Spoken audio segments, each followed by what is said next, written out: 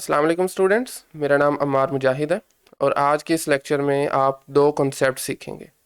First of all तो हम ये देखेंगे कि अगर दो फंक्शंस या इवन दो से ज़्यादा भी प्रोडक्ट की फॉर्म में हो तो उनका डिफरेंशिएट उनको कैसे किया जाता है, उनका डेरिवेटिव कैसे एवेल्यूएट किया जाता है। ठीक है।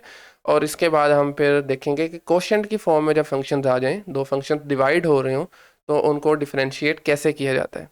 ठीक है। तो चलें हम ज़रा स्टार्ट करते हैं प्रोडक्ट के साथ। फॉर एग्जांपल मेरे पास दो फंक्शंस हैं जिनको मैं f और g से रिप्रेजेंट कर रहा हूँ। ठीक है। अच्छा, सम के लिए ऑलरेडी हम पढ़ चुके हैं कि जब आपके पास दो फंक्शंस जैसा कि f और g ही हैं, इनको अगर आप सम करते हैं, इनका derivative this is simple equal to the sum of the derivative. यानी आप इसको कह सकते हैं the derivative of the sum is the sum of derivative.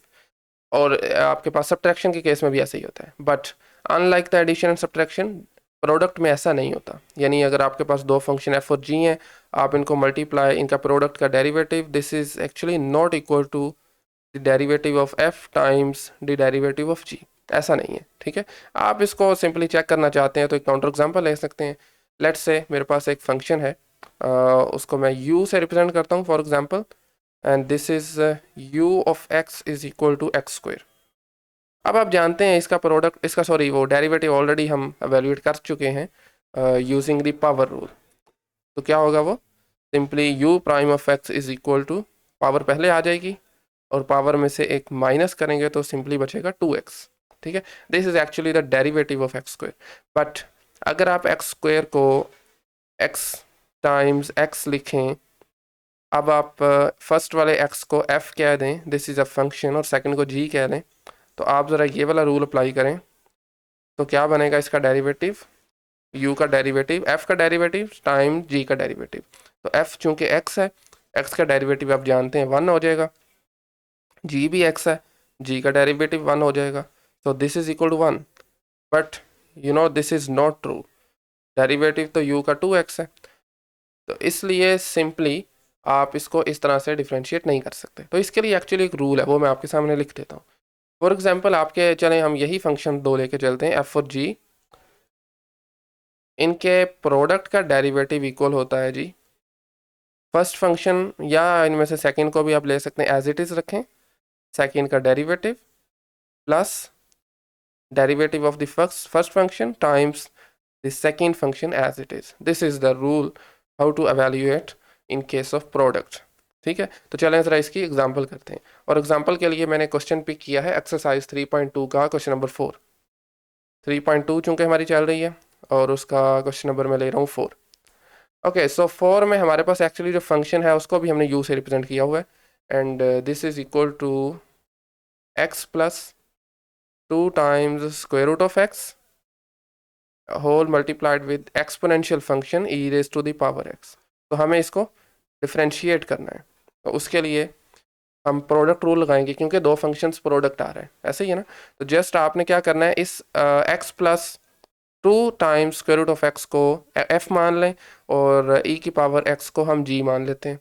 तो जस्ट आपने वैल्यूज पुट करनी है फॉर्मूले में, दिस वन। तो किसके इक्वल आ जाएगा ये, एफ जी के प्रोडक्ट का डेरिवेटिव किसके इक्वल आ जाएगा, सिंपल f को ज़रा एज इट इज़ रखें, सिंपल एज इट इज़ आ जाएगा x plus 2 times square root of x, और g का डेरिवेटिव लें विद रिस्पेक्ट टू x, तो e की पावर x का डेरिवेटिव क्या आ जाता है, सिंपली e की पावर x ही आता है, एक्सपोनेंशियल फंक्शन का डेरिवेटिव वही आ जाएगा। ठीक है।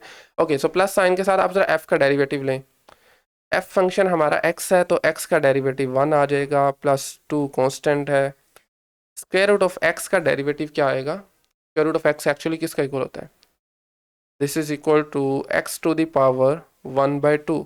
तो यहाँ पर पावर रूल लगेगा, पावर पहले आ जाएगी, पावर में से आप एक कम करेंगे, 1/2 -1, so this is the derivative of the first function. Second function अब आपने एज इट इज़ रखना है, which is e raise to the power x। ठीक है। अब जरा देखें, दोनों फंक्शंस में से आपके पास e raise to the power x जो है वो कॉमन आ रहा है, जैसे इसको कॉमन ले लें, e raise to the power x, यहाँ पर आपके पास बचा जी x plus 2 times square root of x, और सेकंड से आपके पास बचा प्लस का 1 एंड 2 कैंसिल आउट हो जाएगा, पीछे बचेगा x की पावर 1/2 माइनस 1 इज माइनस का 1/2, सो दिस इज 1/√x, ठीक है। तो इस तरह से आप डेरिवेटिव इवेल्यूएट करेंगे जब आपके पास फंक्शंस दो या बल्कि दो से ज़्यादा वाला भी हम करते हैं, ये दो फंक्शन के केस में जब आपके पास प्रोडक्ट आ जाए, ठीक है। मज़ीद सिंपलीफाई करना चाहें तो कर सकते हैं, अदरवाइज दैट्स फाइन।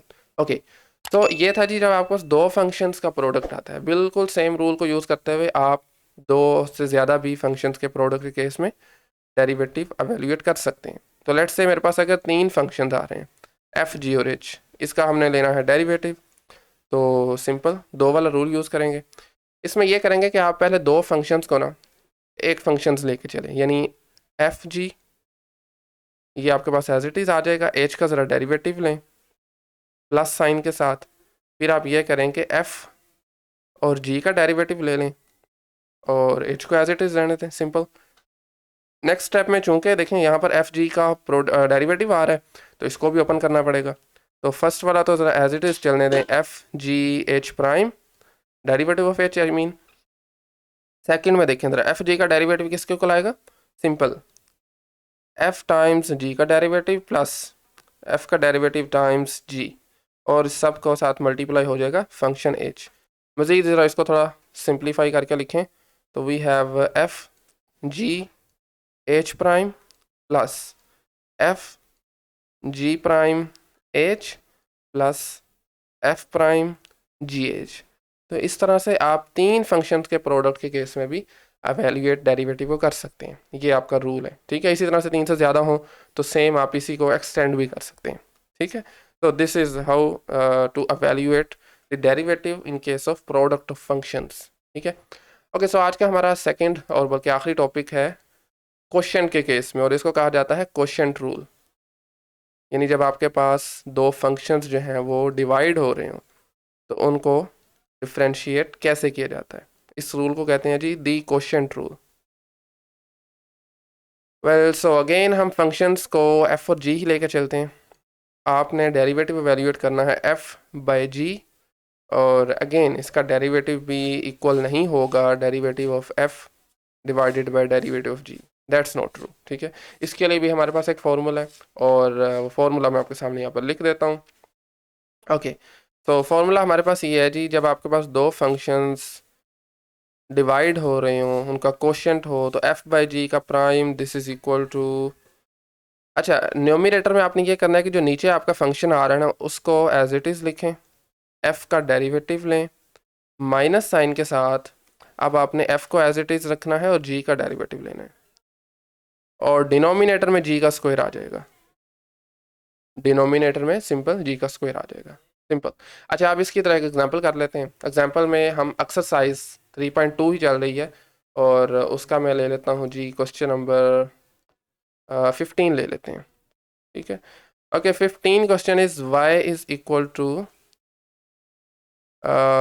इसका डिनोमिनेटर में हमारे पास आ रहा है g t square minus 4t plus constant which is 3, और इसी तरह न्यूमरेटर में आ रहा है g T cube plus 3t, ठीक है।